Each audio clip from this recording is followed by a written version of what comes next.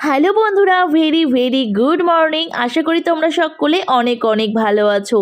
আজ হলো গণেশ চতুর্থী।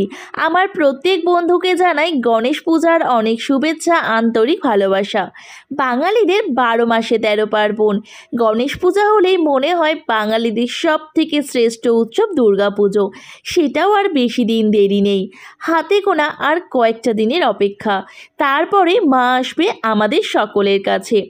আনন্দে মেতে উঠবো আমরা সবাই। কিন্তু জানো তো বন্ধুরা, এবারে একদমই আর আনন্দ নেই মনেতে। আর্চিকরের এই মর্মান্তিক ঘটনার সুবিচার না পাওয়া অবধি মন যেন শান্তি নেই। শুধু একটা কথাই মনে হয়, জাস্টিস ফর আর্চিকর। বিচার বিচার বিচার, সুবিচার চাই আমাদের সকলের। আমরা নারী নই তো দুর্বল, হিংস্র পশুদের পরাজিত করে করব আমরা জয়। প্রতি বছরের মতো এবছরও আমাদের পাড়ায় গণেশ পুজো হচ্ছে। পুষ্পাঞ্জলি দেবার পর বাড়ি চলে এলাম। একটু খাওয়া দাওয়া করে চলে এলাম আবারও পূজা মণ্ডপে। পাড়ায় পুজো, ঘরে আর মন বসে না। মণ্ডপে এসে দেখি ঠাকুর মশাই আরতি করছেন। গণেশ পুজো এই একটা দিনই, তাই আজ এই দিনটাতে আমাদের পাড়ার মা কাকিমারা সবাই একত্রে মিলিত হয়ে গল্প আড্ডায় বেশ জমে উঠেছে।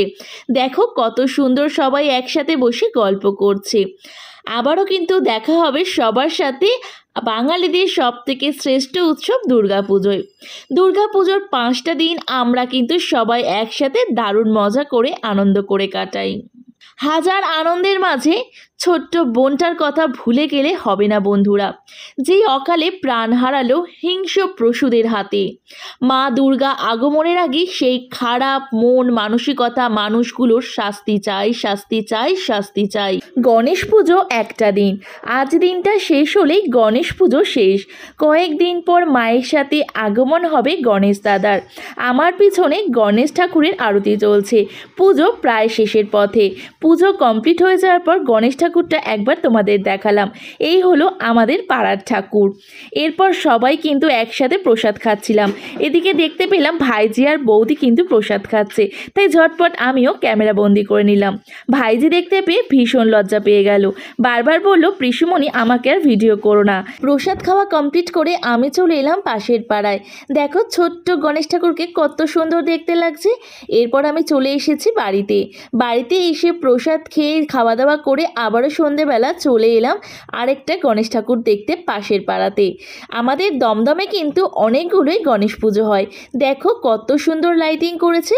তবে এবছর না, এই জায়গাটাতে প্রতি বছর কিন্তু বেশ বড় করে গণেশ পুজো হয়। আমি আর মা একা নয়, এবারে দিদি, আমি, দিদির বান্ধবী সবাই মিলে গেছিলাম গণেশ ঠাকুর দেখতে। এই গণেশ ঠাকুরটা কিন্তু বেশ সুন্দর দেখতে হয়েছে। এখানে প্রতি বছরই অনেক বড় করে গণেশ পুজো হয়। তো দেখো এখানে প্যান্ডেলটাও কিন্তু বেশ সুন্দর করে তৈরি করা হয়েছিল। তো ঝাড়বাতিটাও বেশ সুন্দর লাগছে, তোমাদের দেখালাম। তারপর গণেশ ঠাকুরকে প্রণাম করে আমরা এখন বাড়ির দিকে রওনা দেব। এদিকে সবাই মিলে একটু ফটো তুলে নিচ্ছিলাম। আমরা মেয়েরা একটু ফটো তুলতে যেন বেশি ভালোবাসি। এদিকে দেখো দিদি, মা সবাই দাঁড়িয়েছিলাম। হঠাৎই দেখতে পেলাম বান্ধবীর এই ছেলেটাকে। এই ভিডিও এখানেই শেষ করছি বন্ধুরা। আবারও তোমাদের সাথে দেখা হবে অন্য একটা ভিডিওতে, অন্য কোনো দিনে। এখনের মতো নিচ্ছি কিন্তু বিদায়। Tata, bye bye.